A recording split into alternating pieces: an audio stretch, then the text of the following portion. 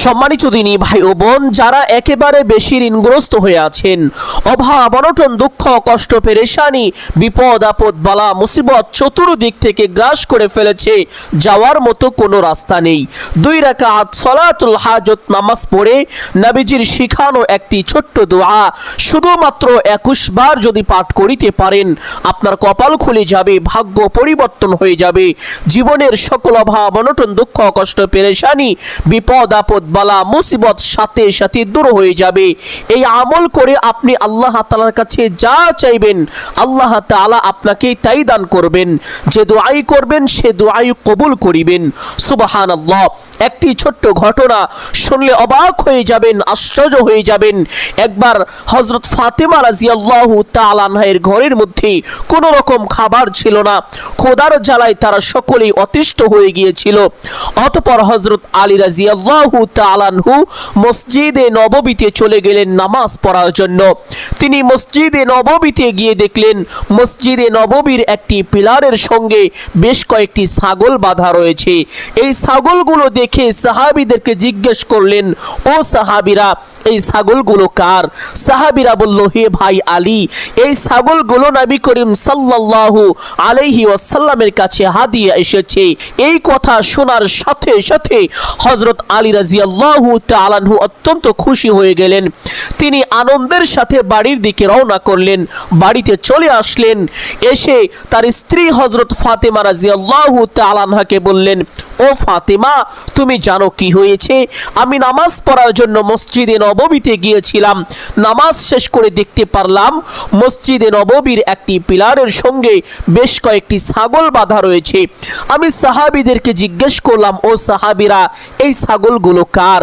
সাহাবীরা বলল, হে ভাই আলী, এই ছাগলগুলো নবী করিম সাল্লাল্লাহু আলাইহি ওয়াসাল্লামের কাছে হাদিয়া এসেছে। ও ফাতেমা, নবীজি যদি আমাদের এই অভাব অনটনের কথা জানতে পারেন, আমাদের এই দুরবস্থার কথা জানতে পারেন, আমাদেরকে কি একটি ছাগল দিবেন না? অতঃপর ফাতিমা রাদিয়াল্লাহু তাআলা আনহা এবং আলী রাদিয়াল্লাহু তাআলা আনহু দুইজনে পরামর্শ করলেন। পরামর্শক্রমে ফাতিমা রাদিয়াল্লাহু তাআলা আনহাকে নবী করিম সাল্লাল্লাহু আলাইহি ওয়াসাল্লামের বাড়িতে পাঠালেন একটি ছাগল চাওয়ার জন্য। ফাতিমা রাদিয়াল্লাহু তাআলা আনহা রওনা করে দিলেন। তিনি বাড়িতে গিয়ে দরজায় নক করলেন। আর তখন নবী করিম সাল্লাল্লাহু আলাইহি ওয়াসাল্লাম আম্মা জান আয়েশা রাদিয়াল্লাহু তাআলা আনহার সঙ্গে কথাবার্তা বলতেছিলেন, আলাপ করতেছিলেন। যখন ফাতিমা রাদিয়াল্লাহু তাআলা আনহা দরজায় গিয়ে নক করলেন, সাথে সাথে নবীজি সাল্লাল্লাহু আলাইহি ওয়াসাল্লাম কথা বন্ধ করে দাঁড়িয়ে গেলেন। নবীজি কাঁপতে শুরু করলেন। এত বেশি কাঁপতে লাগলেন যে তার গায়ে থেকে চাদর মুবারক নিচে পড়ে গেল। নাউযুবিল্লাহ।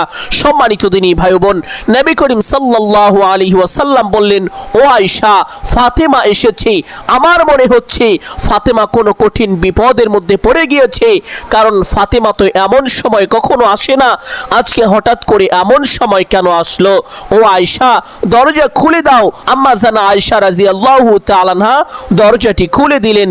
দরজা খোলার সাথে সাথে দেখলেন ফাতেমা রাদিয়াল্লাহু তাআলা আনহা দরজার সামনে দাঁড়িয়ে আছেন।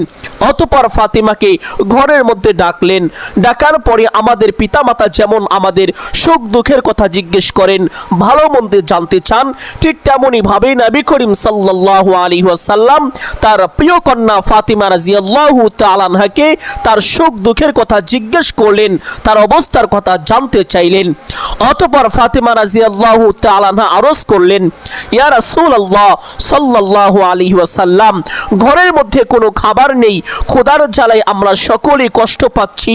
ইয়া রাসূলুল্লাহ সাল্লাল্লাহু আলাইহি ওয়াসাল্লাম, আলী মসজিদে নববীতে গিয়েছিল নামাজ পড়ার জন্য। তিনি জানতে পেরেছেন আপনার কাছে নাকি কিছু ছাগল হাদিয়া এসেছে। ইয়া রাসূলুল্লাহ, যদি একটি ছাগল আমাদেরকে দিতেন তাহলে আমরা আহার করতে পারতাম। নবীজি বললেন, ও ফাতেমা, আমি চাইলে তোমাকে একটি ছাগল দিয়ে দিতে পারি, যা অল্প কয়েকদিন খেলেই শেষ হয়ে যাবে, তারপরে তোমরা কি খাইবা? ও ফাতেমা, এই ছাগলের পরিবর্তে আমি তোমাকে এমন একটি দোয়া শিখিয়ে দিতে পারি, যেই দোয়া পাঠ করিলে আল্লাহ তাআলা তোমাদেরকে সারাটি জীবন গায়েবী রিজিক দান করবেন, যেই রিজিক কখনোই শেষ হবে না। সুবহানাল্লাহ। ফাতিমা রাদিয়াল্লাহু তাআলা আনহা বললেন, ইয়া রাসূলুল্লাহ সাল্লাল্লাহু আলাইহি ওয়াসাল্লাম, ওয়াসাল্লাম, তাহলে ছাগল নিব না, ছাগলের পরিবর্তে দোয়াটি শিখিয়ে দিন। নবী করিম সাল্লাল্লাহু আলাইহি ওয়াসাল্লাম দোয়াটি শিখিয়ে দিলেন এবং আমলের নিয়মটি বলে দিলেন। ফাতেমা রাদিয়াল্লাহু তাআলা আনহা দোয়াটি শিক্ষা করে বাড়ির দিকে রওনা করলেন। আর ওই দিকে হযরত আলী রাদিয়াল্লাহু তাআলা আনহু তিনি কলার পাতা বিছাচ্ছেন, ছুরিতে ধার দিচ্ছেন। তিনি চিন্তা করছেন ফাতেমা ছাগল আনবে, ছাগল জবাই করে সেই ছাগল দিয়ে আমরা আহার করব। হযরত হাসান হযরত হুসাইন তারা তখন ছোট বাচ্চা, একটু পর পর জিজ্ঞেস করে আব্বা জান আম্মা জান কখন আসবে, আমরা কখন আহার করতে পারবো। আলী রাদিয়াল্লাহু তাআলা আনহু তাদেরকে এই কথা বলে বলে সান্ত্বনা দিতে লাগলেন, তোমরা আর একটু সময় অপেক্ষা করো, কিছুক্ষণের মধ্যেই তোমার আম্মা জান ছাগল নিয়ে চলে আসবে, আমরা ছাগলের গোশত দিয়ে আহার করতে পারবো। অতঃপর হযরত ফাতেমা রাদিয়াল্লাহু তাআলা আনহা যখন বাড়ির নিকটে চলে আসলেন, আলী রাদিয়াল্লাহু তাআলা আনহুর চোখ ফাতেমা রাদিয়াল্লাহু তাআলা আনহার দিকে পড়ে গেল। আলী রাদিয়াল্লাহু তাআলা আনহু দেখলেন ফাতেমার হাতের মধ্যে কোনো ছাগল নেই, কোনো খাবারও নেই। এই দৃশ্য দেখে হযরত আলী রাদিয়াল্লাহু তাআলা আনহুর অন্তরটা ভেঙে চূর্ণ বিচূর্ণ হয়ে গেল, খুব কষ্ট পেল। অতঃপর যখন ফাতেমা রাদিয়াল্লাহু তাআলা আনহা বাড়ির উপরে চলে আসলেন, আলী রাদিয়াল্লাহু তাআলা আনহু নিজে থেকেই ফাতেমা রাদিয়াল্লাহু তাআলা আনহাকে সান্ত্বনা দিচ্ছেন, ও ফাতেমা তুমি টেনশন করো না, আমি বুঝতে পেরেছি তুমি যাওয়ার পূর্বেই হয়তো ছাগলগুলো বিতরণ করা হয়ে গিয়েছে। ও ফাতেমা তুমি চিন্তা করো না। ফাতেমা রাদিয়াল্লাহু তাআলা আনহা বললেন, হে আলী আমি যাওয়ার পূর্বে কোনো ছাগল বিতরণ করা হয়নি, সমস্ত ছাগলগুলোই রয়ে গেছে। কিন্তু আল্লাহর নবী সাল্লাল্লাহু আলাইহি ওয়াসাল্লাম আমাদের এই দুরবস্থার কথা জানতে পেরে আমাকে বললেন, ও ফাতেমা আমি চাইলে তোমাকে একটি ছাগল দিয়ে দিতে পারি, যা অল্প কয়েকদিন খেলেই শেষ হয়ে যাবে, তারপরে তোমরা কি খাইবা। এই ছাগলের পরিবর্তে তোমাকে একটি দোয়া শিখিয়ে দিতে পারি, যেই দোয়া পাঠ করলে আল্লাহ তাআলা তোমাদেরকে সারাটি জীবন গায়বী রিজিক দান করবেন, যেই রিজিক কখনোই শেষ হবে না। এই জন্য আমি ছাগল না নিয়ে আমল নিয়ে চলে এসেছি। আলী রাদিয়াল্লাহু তাআলা আনহু এই কথা শোনার সাথে সাথে অত্যন্ত খুশি হয়ে গেলেন। তিনি বললেন, ও ফাতেমা এই জন্যই তো তোমাকে আল্লাহ তাআলা জান্নাতের সর্দারিনী হিসেবে কবুল করেছেন। সুবহানাল্লাহ। সম্মানিত দিনী ভাই বোন, অতঃপর হযরত ফাতেমা এবং হযরত আলী দুইজনে মিলে ওযু করে এই আমলটি করলেন। আল্লাহ তাআলা এই আমলের বরকতে তাদেরকে এত রিজিক দান করলেন, যেই মানুষগুলো একসময় ক্ষুধার জ্বালায় কষ্ট করত, হাজার চেষ্টার পরেও একটু খাবারের ব্যবস্থা করতে পারত না, ওই মানুষগুলোকে আল্লাহ তাআলা এই আমলের বরকতে এত পরিমাণ রিজিক দান করলেন যে এরপর থেকে মৃত্যু পর্যন্ত কোনোদিন আর তার ঘরের মধ্যে অভাব আসেনি। সুবহানাল্লাহ। সম্মানিত দিনী ভাই বোন, তাই আমি আশাবাদী, নবীজি বলেছেন এই আমলটি যদি আপনিও করেন আল্লাহ তাআলা আপনার ঘর সংসার পরিবার থেকে সকল অভাব অনটন দুঃখ কষ্ট পেরেশানি বিপদ আপদ বালা মুসিবত সাথে সাথে দূর করে দিবেন এবং আল্লাহ তাআলা চতুর্দিক থেকে আপনাকে বৃষ্টির মতো রিজিক দান করবেন তথা সচ্ছলতা দান করবেন। আপনি যদি নিয়মিত এই আমলটি করতে পারেন তাহলে রাতারাতি ধনী হয়ে যাবেন ইনশাআল্লাহ। সম্মানিত দিনী ভাই বোন, এই আমলটি করার জন্য এশারের আজান হওয়ার পরে উত্তম রূপে ওযু করবেন। ওযু শেষ করে একটি পবিত্র স্থানে চলে যাবেন, গিয়ে কিবলামুখী হয়ে দাঁড়িয়ে এশারের নামাজগুলো সম্পূর্ণ করবেন। দিনী ভাই ও বাবারা যারা প্রাপ্তবয়স্ক বালেক পুরুষ মানুষ রয়েছেন তারা অবশ্যই মসজিদে গিয়ে জামাআতের সাথে এশারের 4 রাকাত ফরজ নামাজ পড়বেন। সুন্নত এবং বিতের চাইলে ঘরে বা বাড়িতে বা একটি পবিত্র স্থানে পড়ে নিতে পারেন, কোনো সমস্যা নেই। সম্মানিত দিনী ভাই বোন, তাহলে এশারের নামাজগুলো সম্পূর্ণ করার পরে অতিরিক্ত 2 রাকাত সলাতুল হাজতের নামাজ পড়বেন। অনেকেই জানেন না সলাতুল হাজত নামাজ কিভাবে পড়তে হয়, কোন কোন সূরা দিয়ে পড়তে হয়, এই নামাজের নিয়ত কিভাবে করতে হয়, এই নামাজের মধ্যে কখন কোন দোয়া কতবার পাঠ করতে হয়। সম্মানিত দিনী ভাই বোন, সংক্ষেপে অল্প সময়ের মধ্যে বলে দিব, সকলেই গভীর মনোযোগ দিয়ে শুনবেন ইনশাআল্লাহ। সলাতুল হাজত হাজত নামাজ পড়ার জন্য নির্দিষ্ট কোনো সূরা নেই, নির্দিষ্ট কোনো নিয়ম নেই। অন্যান্য নফল নামাজ যেভাবে পড়ে থাকেন ঠিক একই নিয়মে একই সূরা দিয়ে 2 রাকাত সালাতুল হাজত নামাজ পড়তে পারবেন, কোনো সমস্যা নেই। বিশেষ করে সালাতুল হাজত নামাজের সেজদায় মাথা রেখে একটি ছোট্ট দোয়া পাঠ করবেন, যেই দোয়া পাঠ করলে আল্লাহ তাআলা দুনিয়া ও আখিরাতের প্রত্যেকটি জায়গায় প্রত্যেকটি কাজে আপনাকে সফলতা দান করবেন। সকল প্রকার ব্যর্থতা ও অবনতি থেকে নিজ কুদরতি হাতে হেফাজত করবেন। আমাদের সবচেয়ে ক্ষতি করে হচ্ছে ব্যর্থতা। অনেকে আমরা আছি যেই দিকেই যাই ব্যর্থ হয়ে যাই, যে কাজেই হাত দেই আমরা ক্ষতিগ্রস্ত হয়ে যাই, লাভবান হতে পারি না। সম্মানিত দিনী ভাই বোন, আপনি যদি এই দোয়াটি সালাতুল হাজত নামাজের সেজদায় নিয়মিত পাঠ করিতে পারেন, আল্লাহ তাআলা আপনাকে সকল প্রকার ব্যর্থতা থেকে নিজ কুদরতি হাতে হেফাজত করবেন।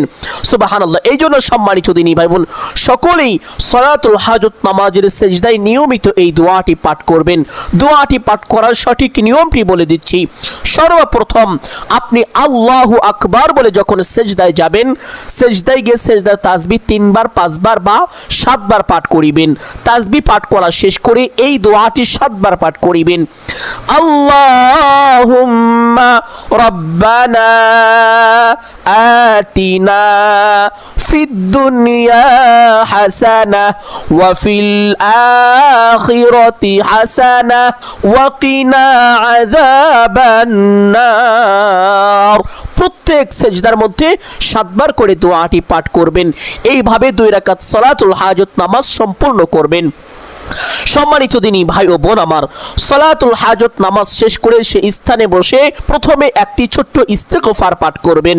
যেই ইস্তেগফারের ব্যাপারে পবিত্র হাদিসের মধ্যে এসেছে, হাদিসটি বর্ণনা করেছেন হযরত আব্দুল্লাহ ইবনে আব্বাস রাদিয়াল্লাহু তাআলা আনহু। তিনি বলেন, আল্লাহ নবী সাল্লাল্লাহু আলাইহি ওয়াসাল্লাম বলেছেন, যেই ব্যক্তি এই ইস্তেগফারটি বেশি বেশি পাঠ করে আল্লাহ তাআলা তার গুনাহ খাতা মোচন করে দেন, তার সকল অভাব অনটন দুঃখ কষ্ট পেরেশানি বিপদ আপদ বালা মুসিবত দূর করে দেন এবং আল্লাহ তাআলা তাকে এমন এমন জায়গা থেকে রিজিক দান করেন যা সে কখনো কল্পনাও করতে পারে না। সুবহানাল্লাহ। আল্লাহ তাআলার পক্ষ থেকে অকল্পনীয়ভাবে যদি রিজিক পেতে চান তাহলে উঠতে বসতে চলতে ফিরতে যখনই সময় পাবেন এই ইস্তেগফারটি বেশি বেশি পাঠ করিবেন। ইস্তেগফারটি হলো আস্তাগফিরুল্লাহাল্লাযী লা ইলাহা ইল্লা হুয়াল হাইয়ুল কাইয়্যুম ওয়া আতুবু ইলাইহি। যদি এই ইস্তেগফারটি পাঠ করা কষ্ট হয়ে যায় তাহলে এই ছোট্ট ইস্তেগফারটি পাঠ করবেন। আস্তাগফিরুল্লাহ আস্তাগফিরুল্লাহ। ইস্তেগফারটি আমলের সময় কমপক্ষে 21 বার পাঠ করিবেন। ইস্তেগফারটি পাঠ করা শেষ করে একটি ছোট্ট দুরূদ পাঠ করিবেন। যেই দুরূদের ব্যাপারে পবিত্র হাদিসের মধ্যে এসেছে, এক সাহাবী রাদিয়াল্লাহু তাআলা আনহু আল্লাহ নবী সাল্লাল্লাহু আলাইহি ওয়াসাল্লামের দরবারে চলে গেলেন, গিয়ে আরজ করলেন, ইয়া রাসূলুল্লাহ সাল্লাল্লাহু আলাইহি ওয়াসাল্লাম, আমি যখন দোয়া করব আমার দোয়ার কতটুকু অংশ আপনার জন্য নির্ধারণ করব? নবীজি বললেন, ও আমার সাহাবী, তোমার যতটুকু ইচ্ছে। সাহাবী বললেন, ইয়া রাসূলুল্লাহ সাল্লাল্লাহু আলাইহি ওয়াসাল্লাম, আমি যদি আমার দোয়ার 4 ভাগের 1 ভাগ আপনি রাসূলের জন্য নির্ধারণ করি? নবীজি বললেন, ও আমার সাহাবী, তোমার যতটুকু ইচ্ছে, তবে বেশি করলে ভালো। সাহাবী আবার বললেন, ইয়া রাসূলুল্লাহ সাল্লাল্লাহু আলাইহি ওয়াসাল্লাম, আমি যদি আমার দোয়ার 4 ভাগের 2 ভাগ আপনি রাসূলের জন্য নির্ধারণ করি? নবীজি বললেন, ও আমার সাহাবী, তোমার যতটুকু ইচ্ছে, তবে বেশি করলে ভালো। সাহাবী আবার বললেন, ইয়া রাসূলুল্লাহ সাল্লাল্লাহু আলাইহি ওয়াসাল্লাম, আমি যদি আমার দোয়ার 4 ভাগের 3 ভাগ আপনি রাসূলের জন্য নির্ধারণ করি? নবীজি বললেন, ও আমার সাহাবী, তোমার যতটুকু ইচ্ছে, তবে বেশি করলে ভালো। সাহাবী আবার বললেন, ইয়া রাসূলুল্লাহ সাল্লাল্লাহু আলাইহি ওয়াসাল্লাম, আমি যদি আমার দোয়ার 4 ভাগের 4 ভাগ অর্থাৎ আমার সমস্ত দোয়াটুকু শুধুমাত্র আপনি রাসূলের জন্যই নির্ধারণ করি তথা আপনি রাসূলের উপরে দরুদ পাঠ করি? নবীজি সাথে সাথে বললেন, ও আমার সাহাবী, তাহলে তো তোমার সমস্ত উদ্দেশ্যই পূরণ হয়ে যাবে, তোমার সকল আশা আকাঙ্ক্ষা আল্লাহ আল্লাহ তাআলা গায়বী ভাবে পূরণ করে দিবেন। সুবহানাল্লাহ। সম্মানিত দিনী ভাই বোন, এই জন্য চেষ্টা করবেন দুরূদটি বেশি বেশি পাঠ করার জন্য। আমলের সময় কমপক্ষে 21 বার অবশ্যই পাঠ করিবেন। দুরূদটি হলো সাল্লাল্লাহু আলাইহি ওয়াসাল্লাম। সবচেয়ে সহজ এবং সবচেয়ে ছোট একটি দুরূদ।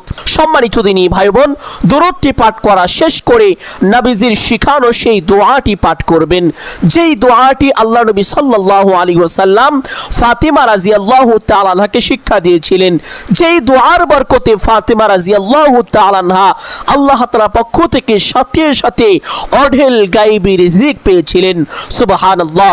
আর সেই দোয়াটি এখন আপনাদেরকে বলে দিব। একটু কষ্ট হলেও এই দোয়াটি অবশ্যই 21 বার পাঠ করবেন।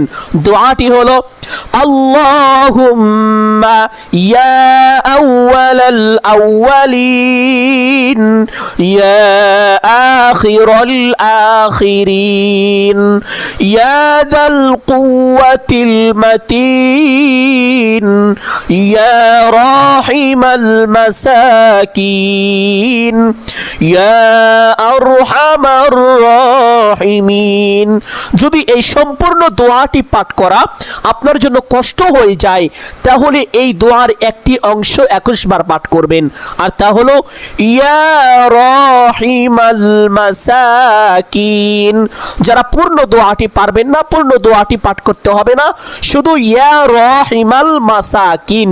এই দোয়াটির অর্থ হলো, হে আল্লাহ, আপনি গরিবদের প্রতি দয়ালু বা গরিবদের প্রতি সাহায্যকারী।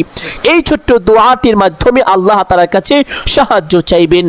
ইয়া রাহিমাল মাসাকিন। দোয়াটি এইভাবে 21 বার পাঠ করা শেষ করে আরেকটি ছোট্ট দোয়া 40 বার পাঠ করবেন।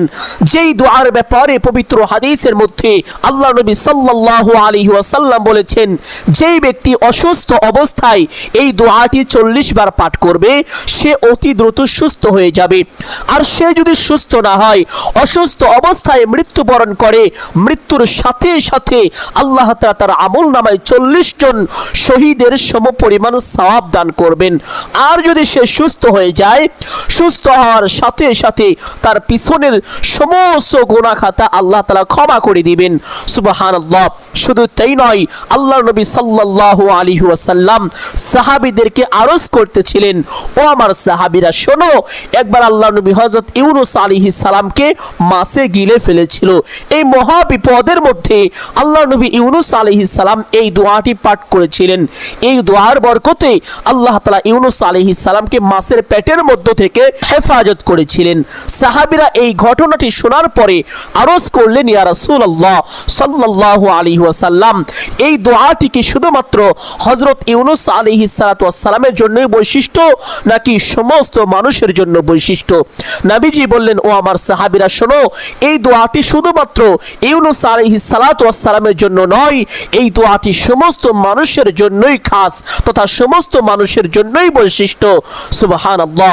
সম্মানিত দিনী ভাই ও বোন, এই দোয়া যদি 40 বার পাঠ করেন, আপনার জীবনের যত বিপদ আপদ আছে, যত বালা মুসিবত আছে, সংসারের মধ্যে যত অকল্যাণ আছে, সাথে সাথে তা দূর হয়ে যাবে। সুবহানাল্লাহ। এক কথায় আপনার জীবন পানির মতো স্বচ্ছ হয়ে যাবে, আয়নার মতো পরিষ্কার হয়ে যাবে। সুবহানাল্লাহ। সম্মানিত দিনী ভাই বোন, তাহলে আমলের সময় ছোট্ট দোয়াটি 40 বার পাঠ করবেন।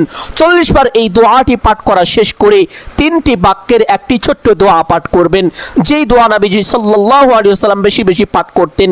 যেই দোয়ার প্রথম অংশ হলো আল্লাহুম্মা গফিরলি, হে আল্লাহ আপনি আমাকে ক্ষমা করুন। দ্বিতীয় অংশ ওয়ারহামনি, হে আল্লাহ আপনি আমার উপরে দয়া করুন। তৃতীয় অংশ ওয়ারযুকনি, হে আল্লাহ আপনি আমাকে রিজিক দান করুন। এই দোয়াটি এইভাবে 21 বার পাঠ করিবেন। আল্লাহুম্মা গফিরলি ওয়ারহামনি